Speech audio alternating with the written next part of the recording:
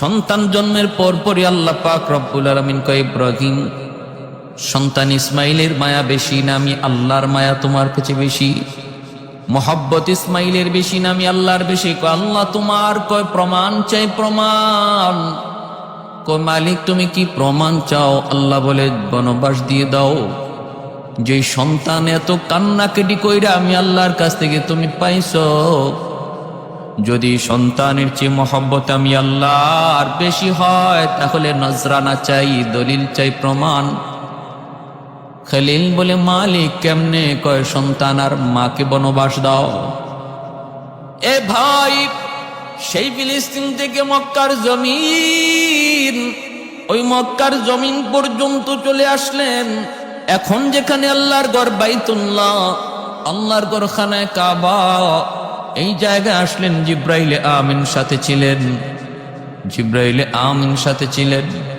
এখানে আসার পর জিব্রাইল বলতেছে, ওগো আল্লাহর পয়গম্বর, এই সেই জায়গা যেখানে আপনি আপনার সন্তান আর আপনার বিবি হাজেরাকে এখানে রেখে যাবেন, এই সেই জায়গা। আল্লাহর খলিল দুধের শিশু ইসমাইল আর মাকে ওই মক্কার প্রান্তরে বাইতুল্লাহ না বাইতুল্লাহর ওই জায়গায় সাফা মারওয়া পাহাড়ের কাছেই তিনি এখানে সন্তানকে রাখলেন। সন্তানকে আর সন্তানের মাকে রেখে আল্লাহর খলিল তিনি চলে যাইতেছেন। ওই অবস্থায় মা হাজেরা তিনি ডাক দিয়ে বলতেছেন, স্বামী গু, ও স্বামী, কিছু পানি আর কিছু খেজুর তুমি দিয়ে গেলা, কয়েকদিনের ভিতরেই খেজুরটাও শেষ হয়ে যাবে, পানিটাও শেষ হয়ে যাবে, কিন্তু আমাদেরকে কোথায় রেখে যাইতেছ? কেন রেখে যাইতেছ? কই চলে যাইতেছ? কতদিনের জন্য রেখে যাচ্ছ? কিছুই তো বলো নাই।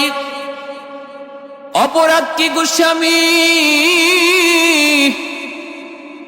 আমি স্ত্রী যদি তোমার সাথে কোনো অন্যায় করে থাকি, আমার শাস্তি দেও, শাস্তি দেও, মাথা পেতে নেব।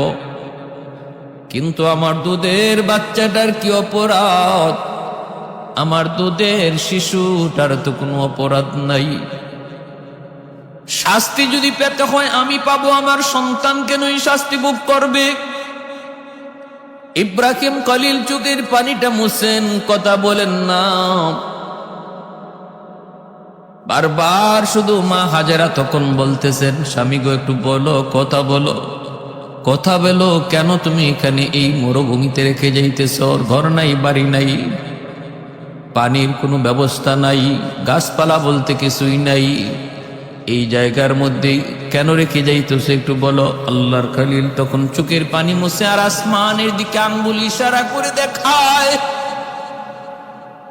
আসমানের দিকে ইশারা করে বুঝায় দেখ, ওগো বিবি, আমার ইচ্ছায় তোমাকে রেখে যাই নাই, এখানে তোমাকে আর তোমার সন্তানকে, আমার সন্তানকে রেখে যাওয়া আমার মালিকের ইশারায়। মা হাজেরা তখন বলতেছেন, যদি আমার আল্লাহর ইশারায় হয় তাহলে আমার কোনো আপত্তি নেই, কারণ আমার আল্লাহই আমার উত্তম হেফাজতকারী। কেমন ধৈর্যশীল আল্লাহর উপর, কেমন আস্থা আল্লাহর উপর, কেমন ভরসা। আল্লাহ বলে, ওয়া মান ইয়াতাওয়াক্কাল আলাল্লাহ ফাহুয়া হাসবুহ, কেউ যদি আমি আল্লাহর উপর 100 ভরসা করে, আমি আল্লাহ তার জন্য যথেষ্ট, আমি আল্লাহ তার জন্য যথেষ্ট হয়ে যাই। তিনি যখন বুঝলেন আল্লাহর ইশারায়, মা হাজেরা বলেন, তাহলে কোনো টেনশন নাই, আপনি নির্ভয়ে যান, আমার মালিক আমার উত্তম হেফাজতকারী। সুবহানাল্লাহ। ভাইরা বন্ধুরা, তিনি চলে গেলেন, এইদিকে তিনি চলে গেলেন, সংসার করেন বিবি সায়রার সাথে সংসার করেন। এরপরে এইদিকে হযরত ইসমাইল আস্তে আস্তে একটু বড় হলেন, পানির ব্যবস্থা হলো। বলে কেমনে হলো সেদিকে বিস্তারিত ঘটনা বলবো না।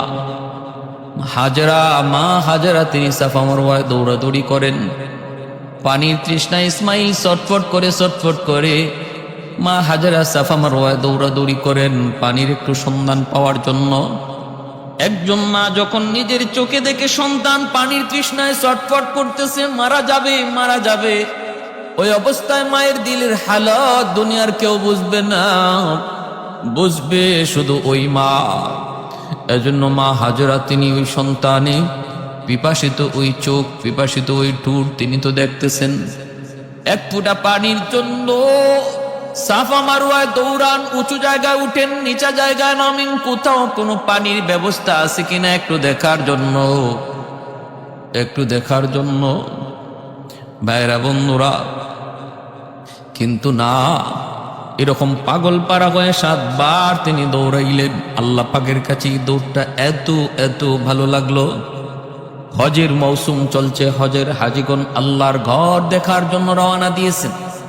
এ ভাই, এই হজের পুরা আমলগুলি, রুকুনগুলি আমাদের দুইজন পিতার স্মৃতি এর মধ্যে বেশি জড়িত। একজন আদি পিতা আদম, আরেকজন হলো জাতির পিতা ইব্রাহিম আলাইহিস সালাম। এই দুইজনের স্মৃতি হজের সমস্ত কাজের মধ্যে সবচেয়ে বেশি জড়িত। এই স্মৃতিগুলাই চারণ করা হয়। মা হাজরা আলাইহিস সালামের এই দৌড় আল্লাহর কাছে এত পছন্দ লাগছে। সমস্ত হাজিদের জন্য আল্লাহ সাফা মারওয়ার 7টা দৌড়কে আল্লাহ ওয়াজিব করে দিছে, যে এটা আদায় না করলেও একজন মানুষের হজ কামেল হবে না, পরিপূর্ণ হবে না। সুবহানাল্লাহ। তারপরে হযরত হাজরা আলাইহিস সালাম তিনি দেখতেছেন পানির সন্ধান না পেয়ে ইসমাইল আলাইহিস সালামের কাছে আসলেন। এসে দেখেন পায়ের গোড়ালির আঘাতে এই পাথর ফেটে জমজম পানির উৎপত্তি, জমজম পানি ফোয়ারা তৈরি হয়েছে। মা হাজরা সাথে সাথে এই পানির চতুর্দিকে পাথর দিয়ে একটু বাঁধ দিয়ে আটকাইলেন, নতুবা এই পানি যদি ওই সময় তিনি না আটকাইতেন তাম পৃথিবী এই জমজমের পানিতে ভরপুর হয়ে যেত, সব ডুবে যেত। আজও সেই দিন থেকে জমজম পানির ফোয়ারা তৈরি হয়েছে, আজও আছে, কিয়ামত পর্যন্ত এই পানি থাকবে। কতবার সেচন করা হয়েছে কিন্তু পানি আর কমে না, নিচ থেকে যেভাবে উঠতেছে এইভাবেই আল্লাহর কুদরতে পানি উঠতেছে। কত অমুসলিমরা কত পরীক্ষা করেছে জমজম, বিজ্ঞানীরা, ইহুদিরা, খ্রিস্টানরা জমজমের পানি কত পরীক্ষা করেছে। এই পানির মধ্যে একটা গুণ হলো পানির তৃষ্ণা নিবারণ হয়, আর একটা গুণ হলো পেটের ক্ষুধা, এই ক্ষুধাও নিবারণ হয়। শুধু পানির তৃষ্ণা নিবারণ হয় না, ক্ষুধাও নিবারণ হয়। এজন্য এই পানির তৃষ্ণার সাথে তারা যে ক্ষুধার্ত ছিলেন, তৃষ্ণার্ত এবং ক্ষুধার্ত দুটোটা আল্লাহ পাক এই জমজম পানির দ্বারা পূরণ করেছেন। আজও জমজম পানি যারা পান করে, এই পানি পান করার দ্বারা যেমন তৃষ্ণা নিবারণ হয় তেমন ক্ষুধাও নিবারণ হয়। আল্লাহ এই দুটোটা শক্তি পানির মধ্যে রেখেছেন। এজন্য আমার ভাইয়েরা বন্ধুরা, এইভাবে তিনি মক্কায় বড় হতে লাগলেন। বাইতুল্লাহর জন্ম হলো, আল্লাহর ঘর বাইতুল্লাহ তৈরি হলো, মানুষের বসতি হলো। মানুষের বসতি তৈরি হওয়ার আগে আল্লাহ পাক রব্বুল আলামিন ইসমাইল আলাইহিস সালাম কিছুটা মায়ের আদরের সোহাগে তিনি কিছুটা বড় হতে লাগলেন। মাত্র বাবার আঙ্গুল ধরে ধরে হাঁটা শিখলেন, আব্বু আব্বু বলা ডাক শিখলেন। সন্তানের এই বয়সটাতে বাপ মা সন্তানের প্রতি বেশি আসক্ত হয়। আল্লাহ পাক রব্বুল আলামিন তখন বলতেছেন, ইব্রাহিম, তোমার ইসমাইল এখন আব্বু আব্বু ডাকতে জানে। অতএব এই বয়সে সন্তানের প্রতি বাবার দরদ বেশি হয়। আমি আল্লাহ দেখতে চাই এই দরদটা তোমার অন্তরে বেশি নাকি আমি আল্লাহর দরদ। স্বপ্ন যুগে আল্লাহ দেখাইতেছেন, ইব্রাহিম কোরবানি করো। ইব্রাহিম আলাইহিস সালাম স্বপ্ন যুগে দেখেন কোরবানি করার নির্দেশ, ঘুম থেকে উঠা 200টা উট কোরবানি করলেন। আবার স্বপ্নে দেখেন ইব্রাহিম কোরবানি করো, আবারও তিনি 200টা উট কোরবানি করলেন। আবার দেখেন কোরবানি করো। ও ইব্রাহিম, তোমার কাছে সবচেয়ে প্রিয় বস্তুটা কোরবানি করো। এইবার ঘুম থেকে উঠে চিন্তায় পড়ে গেলেন, প্রিয় বস্তু আমার কাছে সবচেয়ে প্রিয় বস্তু হলো আমার সন্তান ইসমাইল। আল্লাহ তো আমার কাছে আবারও পরীক্ষা চায়, বন্ধুত্বের পরীক্ষা চায়। সন্তান কোরবানি। সারার সাথে পরামর্শ করলেন। বিবি সারা বলেন, আপনি আল্লাহর হুকুম কার্যকর করুন। রওনা দিয়ে দিলেন মক্কায়। সেই তিনি বিবি হাজরাকে বলতেছেন, বিবি গো, ও বিবি, আমার সন্তান ইসমাইলকে তুমি একটু সাজায় গুজায় দাও, এক জায়গায় বেড়াইতে যাব, মেহমানদারি করতে যাব। হাজেরা তিনি সাজায় গুজায়া বাবার সাথে দিয়ে দিলেন। মা হাজেরা তিনিও খুব খুশি, আমার সন্তানকে আমার স্বামী এত আদর করতেছেন, এত মায়া ভরে ডাইকে তিনি কোথাও নিয়ে যাবেন মেহমানদারিতে, বেড়াইতে। মা মা সন্তানকে যখন বাবা আদর করে, বাবা বেশি আদর করে ডাক দেয়, তখন মার কলিজা বেশি খুশি হয়, মার কলিজা বেশি খুশি হয়। বাবা যখন সন্তানকে বেশি আদর করে, তখন মার কলিজা বেশি খুশি হয়। হাজেরা বলতেছেন, যান আপনি সাজায় গুজায় দিলাম। তিনি সাজায় গুজায় নিয়ে রওনা দিছেন। এইদিকে শয়তান মা হাজেরার কাছে এসে বলতেছে, হাজেরা, সন্তান ইসমাইলকে তুমি নিজে একা লালন পালন করছো, সন্তানকে মানুষ করেছো তুমি, যত কষ্ট যত যন্ত্রণা সব তুমি নিজে সহ্য করেছো। আজকে তোমার ওই কলিজার টুকরা সন্তানটারে তুমি তোমার স্বামীর সাথে দিয়া দিছো কোথায়? কয় বেড়াইতে। কয় না, বেড়াইতে নেই গো হাজেরা, তোমার সন্তান ইসমাইলকে ইব্রাহিম নিয়ে গেছে জবাই করার জন্য, জবাই কোরবানি করার জন্য। হাজেরা বলতেছে, কস কি তুই? বাবা কোনোদিন সন্তানকে জবাই করবে? কয় হ করবে। হাজেরা বলেন, অসম্ভব, আমি বিশ্বাস করি না। শয়তান বলে করবে করবে। কয় না, বিশ্বাস করি না। এমনি শয়তানে কয় আল্লাহর হুকুমে, আল্লাহর হুকুমে। তখনই মা হাজেরা বলে, তাহলে তুই ইবলিস, আমার আল্লাহর হুকুমে যদি এটা হয়ে থাকে আমি তো নিষেধ করবই না, বরং আমি আরো সুন্দর করে সাজায় গুজায় দেব। যদি আমার আল্লাহ চান আমার সন্তান ইসমাইলের কোরবানি, তাহলে আমার কোনো আপত্তি নাই। আর তুই যাই আমারে বাধা দিচ্ছ, নিঃসন্দেহে তুই হলে ইবলিস। মা হাজেরার কাছে শয়তান পারে নাই, দৌড়ে গেল ইসমাইলের কাছে। যায় বলতেছে, ইসমাইল কই যাস? কয় আব্বার সাথে যাই বেড়াইতে। কয় না, বেড়াইতে না, তোর বাবা তোর জবাই করতে নিতেছে, জবাই করতে নিতেছে। কয় কয় কেমন করে এটা সম্ভব? কয় না, আল্লাহর হুকুমে। তখন কয় আল্লাহর হুকুমে যদি হয় তাহলে আপত্তি কিসের? আপত্তি কিসের? শয়তান এই কথা যখন এইভাবে ওয়াসওয়াসা দেয়, ইসমাইল আলাইহিস সালাম বাবা ইব্রাহিমকে বলে দিলেন, আব্বা কে যেন আমারে কি কয়? কি কইতেছে? কয় আপনি বুঝে আমারে জবাই করতে নিতেছেন। ইব্রাহিম আলাইহিস সালাম বুঝে ফেলছেন এটা শয়তানের কারসাজি। তিনি বলেন, বাবা 7টা পাথর দিয়ে ওরে ঢিল মার, ওরে ঢিল মার, ও হলো ইবলিস। ইসমাইল আলাইহিস সালাম 7টা পাথর দিয়ে ঢিল মারলেন, শয়তান আগুনে পুড়ে গেল, চলে গেল। সেই ঢিল মারার স্মৃতি আল্লাহ পাক এখনো জামারাতে, আল্লাহ পাক কিয়ামত পর্যন্ত সেই স্মৃতি আল্লাহ ধরে রাখছে।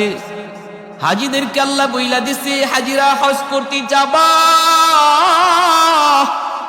আমার ইসমাইল যেইভাবে ইবলিসের ঢিল মেরেছিল 7 বার, তোমরাও যদি 7 বার ইবলিসের ঢিল না মারো, আজ আমি আল্লাহর কাছে কবুল হবে না।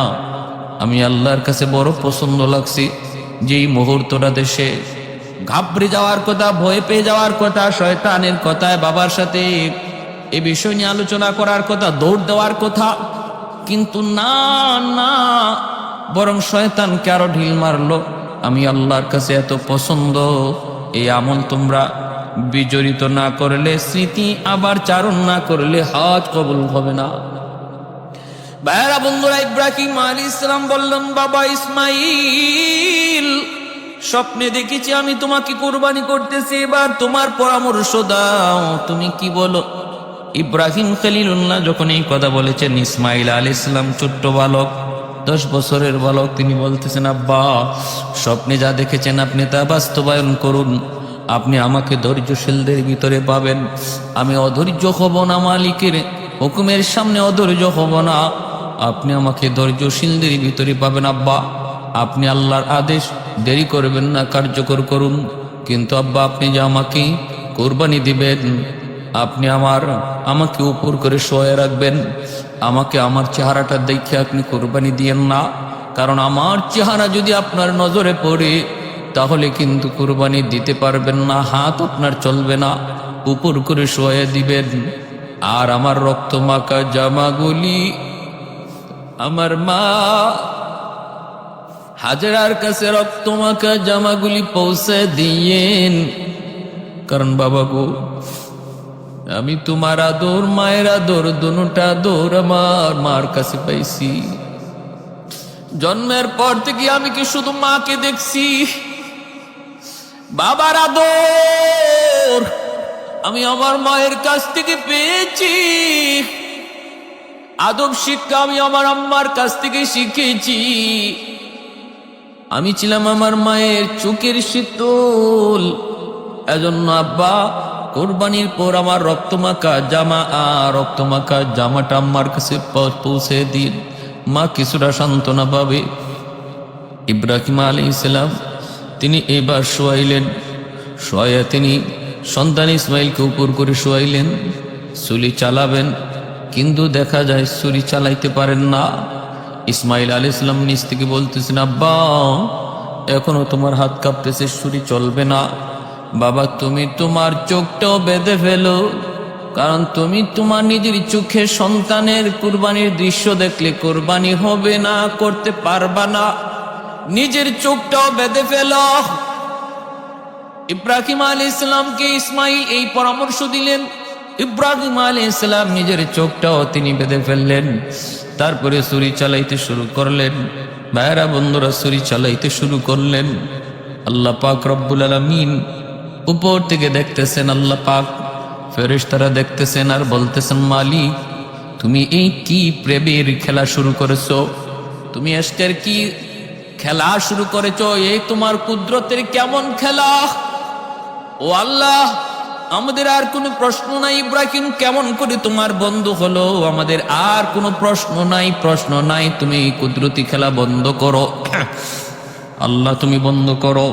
রব্বুল আলামিন বলতেছেন, একটু দেখ না কই যায়, কোথায় পর্যন্ত যায় পৌঁছে আমার ইব্রাহিম ইসমাইল।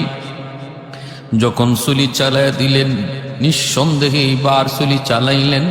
আল্লাহ পাক রব্বুল আলামিন সাথে সাথে জিব্রাইলকে বলেন, জিব্রাইল আমার ইব্রাহিম ছুরি চালায় দিছে, এই যে ছুরি যাইতেছে ইসমাইলের গলায় লাগবে। এর জিব্রাইল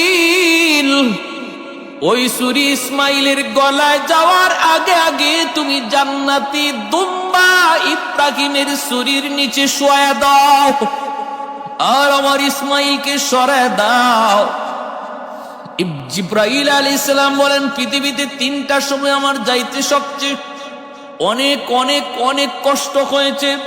আমার যত শক্তি ছিল সমস্ত শক্তি ব্যয় করে পৃথিবীতে 3টা সময় আমি আগমন করেছি। এই 3টা আগমনের কথা আমার মনে থাকবে। একটা হলো যখন ইব্রাহিম ছুরি চালায়, আমি দেখতেছি ইব্রাহিমের ছুরিও চলে, আমি জিব্রাইল নিজেও চলতেছি। ছুরিও চলে আমিও চলি, ছুরিও চলে আমিও চলি, ছুরিও চলে আমিও নামি, ছুরিও চলে আমিও নামি। আমার 600 ডানা একসাথে আমি ব্যবহার করলাম। একসাথে ব্যবহার করার দ্বারা ইব্রাহিমের ছুরিও চলতেছে আমিও নামতেছি। গলায় লাগার আগে আগে আল্লাহর রহমতে আমি দুম্বা জান্নাতি দুম্বা আইনা ইসমাইলের সরাইয়া জান্নাতি দুম্বা শোয়া দিছি। ইব্রাহিম বিন্দু পরিমাণ কিছু টের পান নাই। তিনি তো ছুরি চালায় দিছেন, গজ গজ করে গলা কাটলো, হিনকি দিয়া রক্ত বের হলো। আল্লাহু আকবার কইয়া তিনি কুরবানি করে ফেললেন। এরপরে তিনি তো নিশ্চিত আমার ইসমাইল কুরবানি হয়ে গেছে, কোরবানি হয়ে গেছে। রক্ত পড়ার দৃশ্য, গলা কাটার মতো গলা কাটার আওয়াজ তিনি শুনতে পাইলেন। এবার আল্লাহর শুকরিয়া আদায় করে তিনি যখন চোখটা খুললেন, কইলা যখন নিচের দিকে তাকাইলেন, তাকায় দেখেন আল্লাহু আকবার, আল্লাহু আকবার, নিচে তো ইসমাইল নাই, নিচে কোরবানি হয়ে গেছে একটা জান্নাতি দুম্বা, আর পাশে শুয়ে আছে ইসমাইল। তিনি বিশ্বাস করতে পারতেছেন না, চোখটা আবার কসলাইতেছেন, চোখটা আবার এরকম ভাবে কি করলেন, একটু মনে করলেন চোখটা মনে হয় ঝাপসা। তারপরে আবার তাকে দেখেন ঘটনা সত্য, নিচে হলো একটা দুম্বা, পাশে দাঁড়ায় আছে ইসমাইল। হযরত ইসমাইল আলাইহিস সালাম দৌড় দিয়া বাবাকে জড়ায় ধরে তিনি আল্লাহর শুকরিয়া আদায় করে কাঁদতেছেন। আর ওই অবস্থায় জিব্রাইল আমিন বলতেছে, নবী গো, আপনার কোরবানি আল্লাহর দরবারে কবুল হয়ে গেছে। উদ্দেশ্য তো কোরবানি ছিল না, উদ্দেশ্য ছিল আপনার দিলের হালত জানা। আল্লাহ পাক এই জায়গায় জান্নাতি দুম্বা কোরবানি দিয়ে আপনার কোরবানি আল্লাহ কবুল করে নিছে, যেন ইসমাইলে কোরবানি হয়েছে। আপনি যেমন ইসমাইলকেই কোরবানি দিয়েছেন, বিন্দু পরিমাণেতে কোনো সন্দেহ নাই। বা সাথে সাথে বাপ বেটা দুজনে 2 রাকাত শুকরিয়ার নামাজ পড়লেন। এজন্যই আমরা ঈদুল আজহার দিন 2 রাকাত শুকরিয়াতান ঈদুল আজহার নামাজ পড়ি। এটা হলো শুকরিয়াতান আল্লাহ পাক রব্বুল আলামিন জিলহজ মাসের 10 তারিখ এই ঈদুল আজহা, তার অনেক দাম, অনেক ফজিলত। 10 তারিখ হলো কুরবানি, 9 তারিখ হলো আরাফা। 9 তারিখ কি? আরাফা। আল্লাহু আকবার। এই জিলহজ মাসের 1 তারিখ থেকে নিয়ে 10 তারিখ পর্যন্ত আল্লাহর কাছে খুব দামি এই 10টা দিন। ওয়াল ফজরি ওয়া লায়ালিন আশ ওয়াশ শাফঈ ওয়াল ওয়াতর ওয়াল ফজরি ওয়া লায়ালিন আশ। ওই যে 10টা রাতের কসম আল্লাহ সূরা ফজরে খেলেন, মুফাসসিরিন কেরাম বলছেন এই 10টা রাত হলো এই জিলহজ মাসের এই 10 দিনের 10 রাত। কেউ যদি এই 10 রাতে ইবাদত করে সে সবে কদরের সমান সওয়াব পাবে। জিলহজ মাস ঢোকা মাত্রই আমাদের কিছু আমল আছে সুন্নত। 1 নাম্বার হলো যে জিলহজ মাস ঢোকার আগেই আমাদের শরীরের অতিরিক্ত পশম, নখ, চুল, অতিরিক্ত পশম পরিষ্কার করে নিব। জিলহজ মাস ঢোকা মাত্রই নখ না কাটা, চুল না কাটা, অতিরিক্ত পশম না কাটা, এগুলা হলো সুন্নত। কেন? কারণ এই জিলহজ মাসের 1 তারিখ থেকে নিয়ে 10 তারিখের এই 10 দিন পরে 10 তারিখে কোরবানির যে এক প্রেমের লীলা খেলা, এশকের এক লীলা খেলা, আশিকার মাশুকের যে এক অগ্নি পরীক্ষা, ওই অগ্নি পরীক্ষার স্মরণ 1 তারিখ থেকে করা হচ্ছে।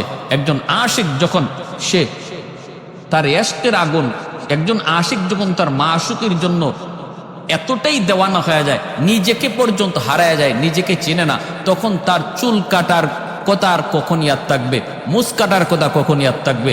একজন সত্যিকারের আশিক তার মাথার চুলের খবর থাকে না, একজন সত্যিকারের আশিকের তার নখের খবর থাকে না, একজন সত্যিকারের আশিক অতিরিক্ত পশমের কোনো খবর থাকে না, সে তো একজনের পাগল।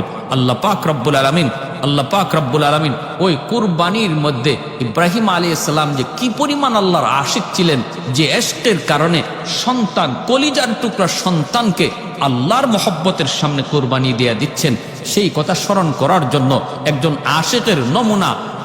আশিকের নমুনা হওয়া জিলহজ মাস ঢোকা মাত্র, এটা মায়ার নবীর বহুত বড় এক সুন্নত। এজন্য জিলহজ মাস ঢোকা মাত্রই নখ কাটা, চুল কাটা, অতিরিক্ত পশম কাটা থেকে বিরত থাকা, এটা নবীর এক সুন্নত। আর 9 তারিখে রোজা রাখা, 9 তারিখে কেউ যদি রোজা রাখে, অর্থাৎ আরাফার দিন, এই তো আর কয়েকদিন, আগামীকাল থেকে জিলহজ মাস ঢুকতেছে। 9 তারিখে যদি কেউ আমরা রোজা রাখি, তাহলে আল্লাহর নবী রহমতের নবী বলেন তার 1 বছরের পিছনের গুনাহ মাফ, সামনের 1 বছরের গুনাহ আল্লাহ তার মাফ করে দেন। সুবহানাল্লাহ। প্যারে হাজিরিন, আল্লাহ পাক আমাদের সবাইকে এই আমলগুলা করার তৌফিক দান করুন। আর কোরবানির মধ্যে যে নিয়ত, ইব্রাহিম আলাইহিস সালাম যেই নিয়তে, আল্লাহকে খুশি করার নিয়তে যেমন কোরবানি করেছিলেন, এমন নিয়ত নিয়ে আমি আপনিও যদি আজকে কোরবানি করি, তাহলে এই কোরবানি আল্লাহর কাছে কবুল হবে। আর যদি আমার আপনার গোশত খাওয়ার নিয়ত থাকে, আমার আপনার যদি টাকার মধ্যে ভেজাল টাকা থাকে, হারাম থাকে, তাহলে কোরবানি কবুল হবে না। কোরবানি কবুল হওয়ার জন্য শর্ত হলো 2টা। এক হলো টাকাটা, পয়সাটা হতে হবে হালাল, একদম নির্ভেজাল। আরেক হলো নিয়তটা হতে হবে সহি, শুধু আল্লাহকে খুশি করা। কারণ ইব্রাহিম আলাইহিস সালাম তিনি আল্লাহকে খুশি করার নিয়ত তার কি পরিমাণ ছিল, আল্লাহর প্রেম আর ভালোবাসা কি পরিমাণ ছিল, কারণ ইনি নিশ্চিত তার সন্তানকে তিনি জবাই করেছেন, নিশ্চিত সন্তানকে জবাই করেছেন। একজন বাবা তার সন্তানকে জবাই করতে পারে আল্লাহর মহব্বতে, তাহলে বুঝেন এই মহব্বতটা কতটা নির্ভেজাল, কতটা খাঁটি ছিল। আমরাও আমাদের কোরবানি আসতেছে, এই কোরবানিতে হারাম টাকা দিয়া কোরবানির তো অংশীদার হব না। 7 জন শরিকানের ভিতরে একজনের টাকাও যদি হারাম হয় তাহলে 7 জনের কোরবানি বাতিল হয়ে যাবে, 7 জনের কোরবানি বাতিল হয়ে যাবে। কেউ যদি সুদী প্রতিষ্ঠানে চাকরি করে, সুদী প্রতিষ্ঠান থেকে লেনদেন করে, তাহলে তার সাথেও কোরবানি দেওয়া থেকে বিরত থাকবো। আর হলো নিয়ত সহি, গোশত খাওয়ার জন্য নাকি আল্লাহরে খুশি করার জন্য? আল্লাহরে খুশি করার জন্য। এই কোরবানির রসুমটা, এই কোরবানির গোশত এখন আমরা নিজেরা খাইতে পারি। ইব্রাহিম আলাইহিস সালামের এই তো জমানার পর থেকে কোরবানির তরিকাটা এরকমভাবে তৈরি হয়েছে, আমাদের জন্য সহজ হয়েছে। এখন আমরা পশু কোরবানি করি, আবার নিজেরা গোশতও খাই। কিন্তু এর আগ পর্যন্ত কোরবানি ছিল, কিন্তু তরিকা এমন ছিল না। আকাশ থেকে আগুন আইসা কোরবানির বস্তুটারে খেয়ে ফেলতো, নিজেরা খাওয়ার কোনো সুযোগ ছিল না। আল্লাহ আমাদেরকে এই কথা বুঝার এবং এই কোরবানি আল্লাহকে রাজি খুশি করার নিয়তে করার তৌফিক আল্লাহ দান করুন। মায়ার নবী বলেন যে কোরবানি দেয় প্রতিটা পশমে পশমে নেকি আল্লাহ তার আমল নামায় দান করে। এজন্য সাধ্য যার আছে, মান ওয়াজাদা সাআতান, নবী বলেন যার সাধ্য আছে কোরবানি দেওয়ার সে যেন কোরবানি দেয়। এটা বহুত বড় এক সওয়াব। পশুটার গায়ে যদ্দুর পশম আল্লাহ তার আমল নামায় দান করে, আর ওই রক্ত মাটিতে পড়ার আগে আগেই আল্লাহ তার কোরবানি কবুলও করে, যদি নিয়ত সহি হয়। আল্লাহ আমাদেরকে আমল করার এবং সে অনুযায়ী চলার তৌফিক আল্লাহ দান করুন।